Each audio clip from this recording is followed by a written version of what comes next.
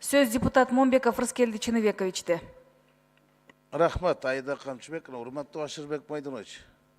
Чалкалап жырга отураса, өлкө башчы, өкмөт башчынын ордуна отчет берип койду, депутаттардын алдынан бизден мурун суранып койду деп аны убакыт көргөзөр.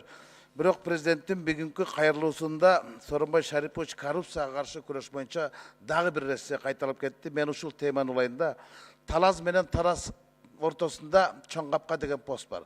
Бүгүнкү күндө ошол чоң капка пост аркылуу контрабанда, күйүүчү майларды ээн эркин ташып атат. Өкмөт эч нерсе кыла албай атат.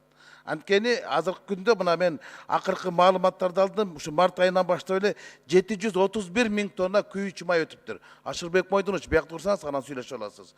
Булар бензинди бензонол деп дистопливо, печное топливо деп өткөзүп атат. Кыргызстанда бир да лаборатория жок экен, ошо бензин менен бензонолдун айырмасын кыла турган. 18 миң төлөп, менчи Газпромго артыр экспертизадан өткөрсө, ал жерден бул бензонол да эмес, бензин да эмес деп тыянак чыгарып берип коюптур. Мындайдан акциз салык алынбай калып атат.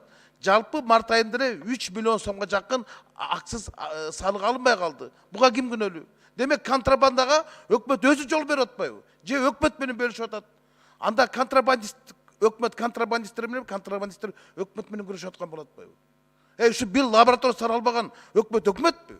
Бензин менен бензонолдун айырмасы бул арак менен самогондун айырмасынан айырма да.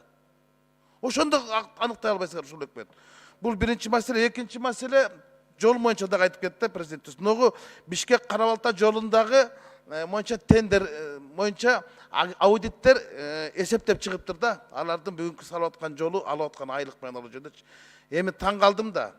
Таң калдым, ушул жерде жанагы каралбай калган каражат деп коет, непредвиденный расходы деп коет. Ошону 5 миллион долларды болсо, 10% болсо, булар 9 миллионго көтөрүп алыптыр долларга. Анан ошол Бишкек Карабалта жолун салып аткан фирманын болгон 10 автоунаасы бар экен. 10 автоунаасы. Ошону 2 киши тейлейт экен. Мындайча айтканда завгар анан заправщик. Эми завгардын айлыгын карасаңар, мына аудит жазып атат да, 11.500 доллар экен. Ал эми заправщиктин жана 10 машина заправ кылгандыкы 5.700 доллар экен. Кыргыз сом менен айтканда завгар 800 миң сом айлык алат, заправщик 400 миң сом айлык алат экен. Эгерде биздин мамлекет башчы, өкмөт башчы, төрага, жогорку соттун айлык майналарын кошсоңор дагы заправщиктин айласына жетпей атпайбы? Мына коррупция каякта жатат? Мына жаңы транспорт министрine айтпайсыңарбы ушуну? Мындайга эмнеге жол берип атат? Эл эртең муну укса төбө чачы тик турат кой. 800 миң айлык деген бул эмне деген айлык?